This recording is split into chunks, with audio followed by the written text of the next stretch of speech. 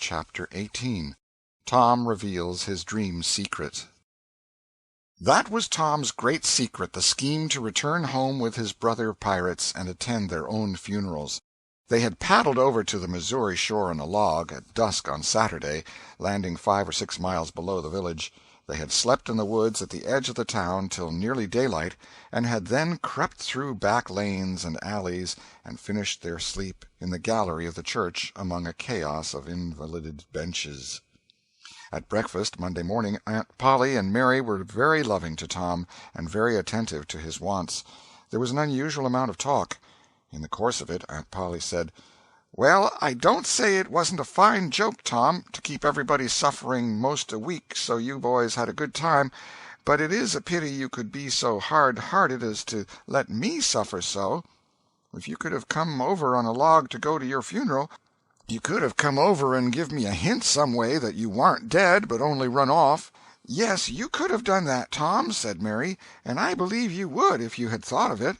"Would you, Tom?" said Aunt Polly, her face lightening wistfully. "Say now, would you if you'd thought of it?" Well, I don't know. 'Twould have spoiled everything." "Tom, I hoped you loved me that much," said Aunt Polly with a grieved tone that discomforted the boy. "It would have been something if you'd cared enough to think of it, even if you didn't do it." "Now, Auntie, that ain't any harm," pleaded Mary. "It's only Tom's giddy way. He's always in such a rush that he never thinks of anything." "More's the pity. Sid would have thought. And Sid would have come and done it, too. Tom, you'll look back some day, when it's too late, and wish you'd cared a little more for me, when it would have cost you so little." "Now, Auntie, you know I do care for you," said Tom. "I'd know it better if you acted more like it." "I wish now I'd thought," said Tom with a repentant tone. "But I dreamed about you, anyway. That's something, ain't it?" "It ain't much. A cat does that much. But it's better than nothing. What did you dream?" "Why, Wednesday night I dreamt that you was sitting over there by the bed, and Sid was sitting by the wood-box, and Mary next to him." "Well, so we did. So we always do. I'm glad your dreams could take even that much trouble about us. And I dreamt that Joe Harper's mother was here." "Why, she was here. Did you dream any more?" "Oh, lots, but it's so dim now." "Well, try to recollect, can't you?" "Somehow it seems to me that the wind blowed, Try harder, Tom. The wind did blow something. Come." Tom pressed his fingers to his forehead an anxious minute, and then said, I've got it now. It blowed the candle." "Mercy on us! Go on, Tom, go on." "And it seems to me that you said, 'Why, I believe that door—'" "Go on, Tom." "Just let me study a moment. Just a moment. Oh, yes. You said you believed the door was open." "As I'm sitting here, I did. Didn't I, Mary? Go on." "And then, well, I won't be certain, but it seems like as if you made Sid go and— Well, what did I make him do, Tom? What did I make him do?"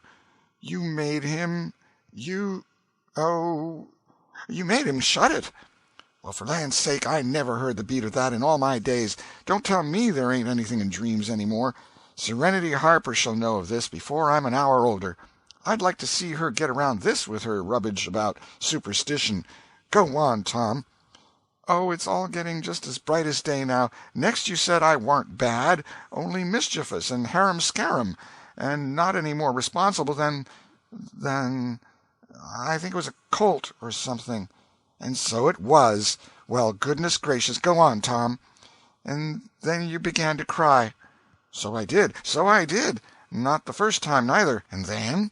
"Then Mrs. Harper, she began to cry, and said Joe was just the same, and she wished she hadn't whipped him for taking cream when she'd throwed it out of her own self." "Tom, the Spirit was upon you. You was a-prophesying. That's what you was a-doing. Land alive, go on, Tom." "Well, then Sid, he said— "Well, I don't think I said anything," said Sid. "Yes, you did, Sid," said Mary. "Shut your heads and let Tom go. What did he say, Tom?" "He said— I think he said he hoped I was better off where I was gone to, but if I'd been better sometimes—" "There, d'you hear that? It was his very words." "And you shut him up sharp." "I lay I did. There must have been an angel there. There was an angel there somewheres." And Mrs. Harper told about Joe scaring her with a firecracker, and you told about Peter and the painkiller, just as true as I live. And then there was a whole lot of talk about dragging the river for us, and about having the funeral Sunday, and then you and old Miss Harper hugged and cried, and she went. It happened just so. It happened just so, as sure as I'm sitting in these very tracks. Tom, you couldn't have told it more like if you'd have seen it. And then what? Go on, Tom. Then I thought you prayed for me, and I could see you and hear every word you said. And you went to bed, and I was so sorry that I took and wrote on a piece of sycamore bark, "We ain't dead, we are only off being pirates," and put it on the table by the candle. And then you looked so good laying there asleep that I thought I went and leaned over and kissed you on the lips. Did you, Tom? Did you? I just forgive you everything for that. And she seized the boy in a crushing embrace that made him feel like the guiltiest of villains. It was very kind, even though it was only a dream, Sid soliloquized just audibly. Shut up, Sid. A body does just the same in a dream as he'd do if he was awake. Here's a big Milam apple I've been saving for you, Tom, if you was ever found again. Now go along to school.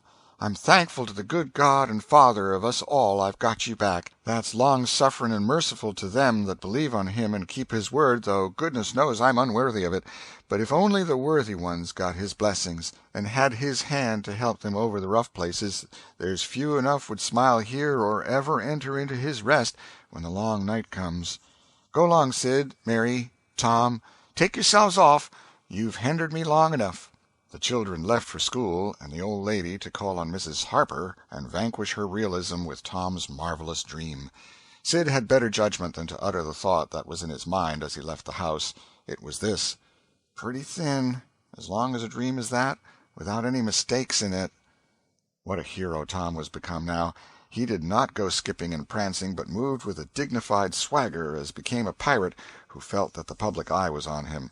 And indeed it was. He tried not to seem to see the looks or hear the remarks as he passed along, but they were food and drink to him. Smaller boys than himself flocked at his heels, as proud to be seen with him and tolerated by him as if he had been the drummer at the head of a procession or the elephant leading a menagerie into town.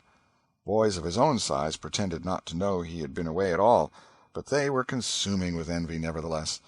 They would have given anything to have had that swarthy, sun-tanned skin of his, and his glittering notoriety, and Tom would not have parted with either for a circus. At school the children made so much of him and of Joe, and delivered such eloquent admiration from their eyes, that the two heroes were not long in becoming insufferably stuck up. They began to tell their adventures to hungry listeners, but they only began. It was not a thing likely to have an end, with imaginations like theirs to furnish material.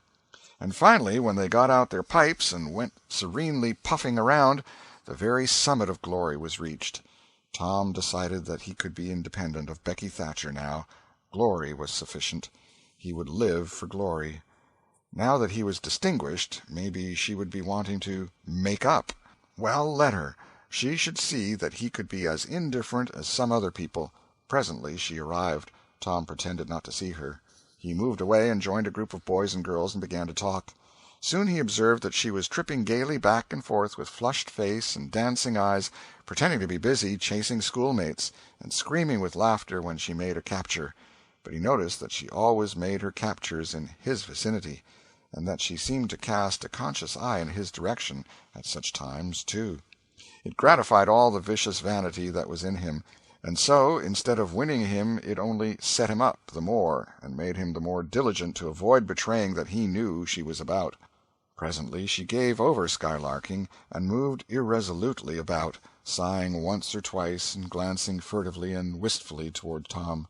Then she observed that now Tom was talking more particularly to Amy Lawrence than to anyone else. She felt a sharp pang, and grew disturbed and uneasy at once. She tried to go away, but her feet were treacherous, and carried her to the group instead.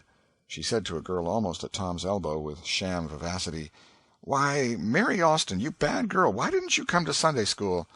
"I did come. Didn't you see me?" "Why, no. Did you? Where did you sit?" "I was in Miss Peters' class, where I always go. I saw you." "Did you? Why, it's funny I didn't see you. I wanted to tell you about the picnic." "Oh, that's jolly. Who's going to give it?" My ma's going to let me have one.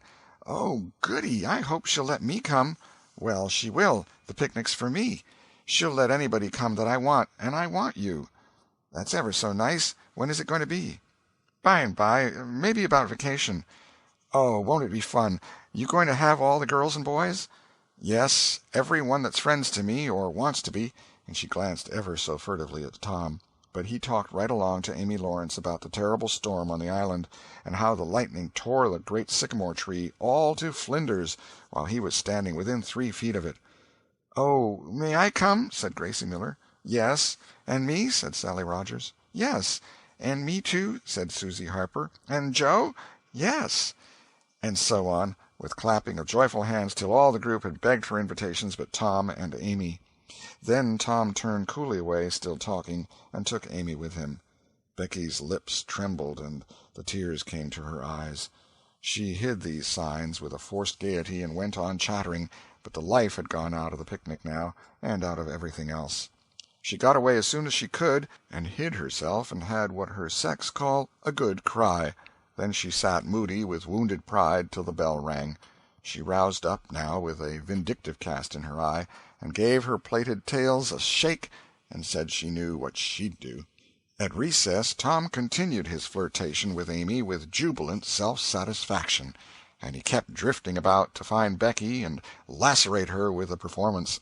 At last he spied her, but there was a sudden falling of his mercury. She was sitting cozily on a little bench behind the schoolhouse looking at a picture-book with Alfred Temple, and so absorbed were they, and their heads so close together over the book, that they did not seem to be conscious of anything in the world besides. Jealousy ran red-hot through Tom's veins. He began to hate himself for throwing away the chance Becky had offered for a reconciliation.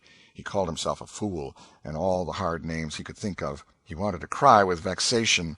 Amy chatted happily along as they walked, for her heart was singing, but Tom's tongue had lost its function.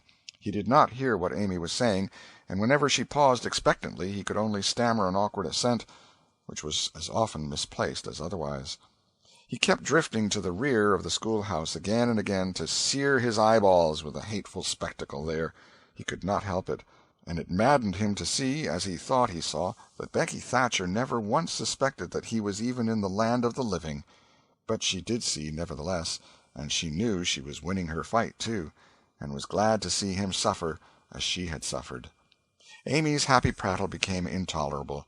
Tom hinted at things he had to attend to, things that must be done, and time was fleeting.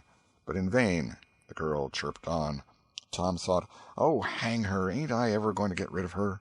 At last he must be attending to those things, and she said artlessly that she would be round when school left out, and he hastened away, hating her for it. Any other boy, Tom thought, grating his teeth, any boy in the whole town but that St. Louis smarty that thinks he dresses so fine and is aristocracy. Oh, all right, I licked you the first day you ever saw this town, mister, and I'll lick you again. You just wait till I catch you out. I'll just take and he went through the motions of thrashing an imaginary boy, pummeling the air and kicking and gouging. "Oh, you do you? You holler enough, do you? Now, then, let that learn you." And so the imaginary flogging was finished to his satisfaction. Tom fled home at noon. His conscience could not endure any more of Amy's grateful happiness, and his jealousy could bear no more of the other distress. Becky resumed her picture inspections with Alfred, but as the minutes dragged along and no Tom came to suffer, her triumph began to cloud, and she lost interest. Gravity and absent-mindedness followed, and then melancholy. 2 or 3 times she pricked up her ear at a footstep, but it was a false hope. No Tom came. At last she grew entirely miserable, and wished she hadn't carried it so far. When poor Alfred, seeing that he was losing her, he did not know how, kept exclaiming, "Oh, here's a jolly one, look at this," she lost patience at last, and said, "Oh, don't bother me, I don't care for them," and burst into tears and got up and walked away. Alfred dropped alongside and was going to try to comfort her, but she said, "Go away and leave me alone, can't you? I hate you." So the boy halted, wondering what he could have done, for she had said she would look at pictures all through the nooning, and she walked on crying. Then Alfred went musing into the deserted schoolhouse. He was humiliated and angry. He easily guessed his way to the truth. The girl had simply made a convenience of him, to vent her spite upon Tom Sawyer. He was far from hating Tom the less when this thought occurred to him. He wished there was some way to get that boy into trouble without much risk to himself. Tom's spelling-book fell under his eye. Here was his opportunity. He gratefully opened to the lesson for the afternoon and poured ink upon the page. Becky, glancing in at a window behind him at the moment, saw the act and moved on without discovering herself. She started homeward now, intending to find Tom and tell him. Tom would be thankful, and their troubles would be healed. Before she was halfway home, however, she had changed her mind. The thought of Tom's treatment of her when she was talking about her picnic came scorching back and filled her with shame. She resolved to let him get whipped on the damaged spelling-book's account, and to hate him forever into the bargain. End of Chapter 18. Chapter 19. The Cruelty of I Didn't Think. Tom arrived at home in a dreary mood, and the first thing his aunt said to him showed him that he had brought his sorrows to an unpromising market. "Tom, I've a notion to skin you alive." "Auntie, what have I done?" "Well, you've done enough. Here I go over to Serenity Harper like an old softy, expecting I'm going to make her believe all that rubbish about that dream, when lo and behold you, she'd found out from Joe that you was over here and heard all the talk we had that night. Tom, I don't know what is to become of a boy that will act like that. It makes me feel so bad to think that you could let me go to Serenity Harper and make such a fool of myself and never say a word." This was a new aspect of the thing. His smartness of the morning had seemed to Tom a good joke before, and very ingenious. It merely looked mean and shabby now. He hung his head and could not think of anything to say for a moment. Then he said, "Auntie, I wished I hadn't done it, but I didn't think." "Oh, child, you never think. You never think of anything but your own selfishness. You could think to come all the way over here from Jackson's Island in the night to laugh at our troubles, and you could think to fool me with a lie about a dream, but you couldn't ever think to pity us and save us from sorrow." "Auntie, I know now it was mean, but I didn't mean it to be mean. I didn't, honest. And besides, I didn't come over here to laugh at you that night." "What did you come for, then?" "It was to tell you not to be uneasy about us, because we hadn't got drownded." Tom, I would be the thankfullest soul in this world if I could believe you ever had as good a thought as that, but you know you never did, and I know it, Tom." Indeed, I did, Auntie. I wish I may never stir if I didn't." "Oh, Tom, don't lie. Don't do it. It only makes things 100 times worse." "It ain't a lie, Auntie. It's the truth. I wanted to keep you from grieving. That was all that made me come." "I'd give the whole world to believe that. It would cover up a power of sins, Tom. I'd most be glad you'd run off and acted so bad. But it ain't reasonable. Because why didn't you tell me, child?" "Why, you see, when you got to talking about the funeral, I just got all full of the idea of our coming and hiding in the church, and I couldn't somehow bear to spoil it. So I just put the bark back in my pocket and kept mum." "What bark?" "The bark I wrote on to tell you we'd gone pirating. I wish now you'd waked up when I kissed you. I do, honest." The hard lines in his aunt's face relaxed, and a sudden tenderness dawned in her eyes. "Did you kiss me, Tom?" "Why, yes, I did." "Are you sure you did, Tom?" "Why, yes, I did, Auntie, certain sure." "What did you kiss me for, Tom?" "Because I loved you so, and you laid there moaning, and I was so sorry." The words sounded like truth. The old lady could not hide a tremor in her voice when she said, "Kiss me again, Tom, and be off with you to school now, and don't bother me any more." The moment he was gone, she ran to a closet and got out the ruin of a jacket which Tom had gone pirating in. Then she stopped, with it in her hand, and said to herself, "No, I don't dare. Poor boy, I reckon he'd lied about it. But it's a blessed, blessed lie. There's such a comfort come from it. I hope the Lord, I know the Lord will forgive him, because it was such good-heartedness in him to tell it. But I don't want to find out it's a lie. I won't look." She put the jacket away and stood by, musing a minute. Twice she put out her hand to take the garment again, and twice she refrained. Once more she ventured, and this time she fortified herself with the thought, "It's a good lie. It's a good lie. I won't let it grieve me." So she sought the jacket pocket. A moment later she was reading Tom's piece of bark through the flowing tears and saying, "I forgive the boy now if he'd committed 1,000,000 sins." End of Chapter 19. Chapter 20. Tom Takes Becky's Punishment. There was something about Aunt Polly's manner when she kissed Tom that swept away his low spirits and made him light-hearted and happy again. He started to school, and had the luck of coming upon Becky Thatcher at the head of Meadow Lane. His mood always determined his manner. Without a moment's hesitation he ran to her and said, "I acted mighty mean today, Becky, and I'm so sorry.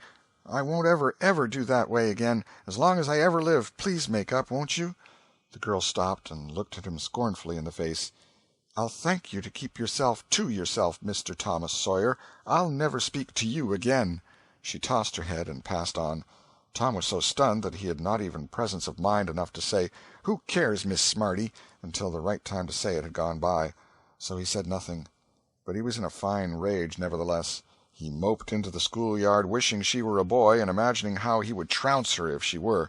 He presently encountered her and delivered a stinging remark as he passed. She hurled one in return, and the angry breach was complete. It seemed to Becky, in her hot resentment, that she could hardly wait for school to take in, she was so impatient to see Tom flogged for the injured spelling-book. If she had had any lingering notion of exposing Alfred Temple, Tom's offensive fling had driven it entirely away. Poor girl, she did not know how fast she was nearing trouble herself. The master, Mr. Dobbins, had reached middle age with an unsatisfied ambition. The darling of his desires was to be a doctor, but poverty had decreed that he should be nothing higher than a village schoolmaster. Every day he took a mysterious book out of his desk and absorbed himself in it at times when no classes were reciting. He kept that book under lock and key. There was not an urchin in school but was perishing to have a glimpse of it, but the chance never came. Every boy and girl had a theory about the nature of that book, but no two theories were alike, and there was no way of getting at the facts in the case. Now, as Becky was passing by the desk, which stood near the door, she noticed that the key was in the lock. It was a precious moment. She glanced around, found herself alone, and the next instant she had the book in her hands. The title page, Professor Somebody's Anatomy, carried no information to her mind, so she began to turn the leaves. She came at once upon a handsomely engraved and colored frontispiece, a human figure, stark naked. At that moment a shadow fell on the page, and Tom Sawyer stepped in at the door and caught the glimpse of the picture. Becky snatched at the book to close it, and had the hard luck to tear the pictured plate half down the middle. She thrust the volumes into the desk, turned the key, and burst out crying with shame and vexation. "Tom Sawyer, you are just as mean as you can be, to sneak up on a person and look at what they're looking at. How could I know you was looking at anything? You ought to be ashamed of yourself, Tom Sawyer. You know you're going to tell on me, and what shall I do? What shall I do? I'll be whipped, and I never was whipped in school." Then she stamped her little foot and said, "Be so mean if you want to. I know something that's going to happen. You just wait, and you'll see. Hateful, hateful, hateful!" And she flung out of the house with a new explosion of crying. Tom stood still, rather flustered by this onslaught. Presently he said to himself, "What a curious kind of a fool a girl is. Never been licked in school. Shucks, what's a licking? That's just like a girl. They're so thin-skinned and chicken-hearted. Well, of course, I ain't going to tell old Dobbins on this little fool, because there's other ways of getting even on her that ain't so mean. But what of it? Old Dobbins will ask who it was tore his book. Nobody'll answer. Then he'll do just the way he always does, ask first one and then t'other, and when he comes to the right girl he'll know it, without any telling. Girls' faces always tell on them. They ain't got any backbone. She'll get licked. Well, it's a kind of a tight place for Becky Thatcher, because there ain't any way out of it." Tom conned the thing a moment longer, and then added, "All right, though. She'd like to see me in such a fix. Let her sweat it out." Tom joined the mob of skylarking scholars outside. In a few moments the master arrived, and school took in. Tom did not feel a strong interest in his studies. Every time he stole a glance at the girl's side of the room, Becky's face troubled him. Considering all things, he did not want to pity her, and yet it was all he could do to help it. He could get up no exultation that was really worthy the name. Presently the spelling-book discovery was made, and Tom's mind was entirely full of his own matters for a while after that. Becky roused up from her lethargy of distress and showed good interest in the proceedings. She did not expect that Tom could get out of his trouble by denying that he spilt the ink on the book himself, and she was right. The denial only seemed to make the thing worse for Tom. Becky supposed she would be glad of that, and she tried to believe she was glad of it, but she found she was not certain. When the worst came to the worst, she had an impulse to get up and tell on Alfred Temple, but she made an effort, and forced herself to keep still. "Because," said she to herself, "he'll tell about me tearing the book, sure. I wouldn't say a word, not to save his life." Tom took his whipping and went back to his seat, not at all broken-hearted, for he thought it was possible that he had unknowingly upset the ink on the spelling-book himself in some skylarking bout. He had denied it for form's sake, and because it was custom, and had stuck to the denial from principle. A whole hour drifted by. The master sat nodding in his throne. The air was drowsy with the hum of study. By and by Mr. Dobbins straightened himself up, yawned, and then unlocked his desk and reached for his book, but seemed undecided whether to take it out or leave it. Most of the pupils glanced up languidly, but there was two among them that watched his movements with intent eyes. Mr. Dobbins fingered his book absently for a while, then took it out and settled himself in his chair to read. Tom shot a glance at Becky. He had seen a hunted and helpless rabbit look as she did, with a gun leveled at its head. Instantly he forgot his quarrel with her. Quick, something must be done in a flash, too. But the very imminence of the emergency paralyzed his invention. Good, he had an inspiration. He would run and snatch the book, spring through the door, and fly. But his resolution shook for one little instant, and the chance was lost. The master opened the volume. If Tom only had the wasted opportunity back again. Too late. There was no help for Becky now, he said. The next moment the master faced the school. Every eye sank under his gaze. There was that in it which smote even the innocent with fear. There was silence while one might count 10. The master was gathering his wrath. Then he spoke. "Who tore this book?"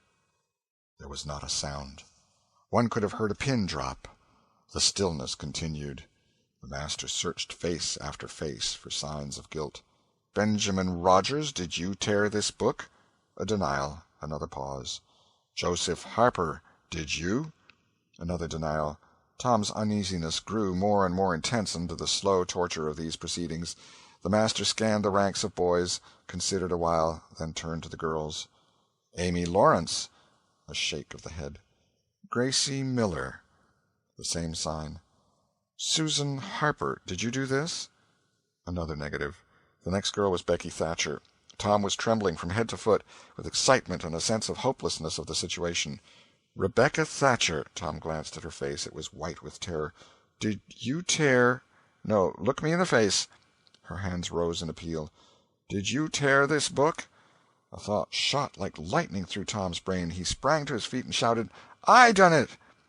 The school stared in perplexity at this incredible folly. Tom stood a moment to gather his dismembered faculties, and when he stepped forward to go to his punishment, the surprise, the gratitude, the adoration that shone upon him out of poor Becky's eyes seemed pay enough for 100 floggings. Inspired by the splendor of his own act, he took without an outcry the most merciless flaying that even Mr. Dobbins had ever administered, and also received with indifference the added cruelty of a command to remain 2 hours after school should be dismissed, for he knew who would wait for him outside till his captivity was done, and not count the tedious time as loss, either. Tom went to bed that night planning vengeance against Alfred Temple, for with shame and repentance Becky had told him all, not forgetting her own treachery, but even the longing for vengeance had to give way soon to pleasanter musings, and he fell asleep at last with Becky's latest words lingering dreamily in his ear. "Tom, how could you be so noble?"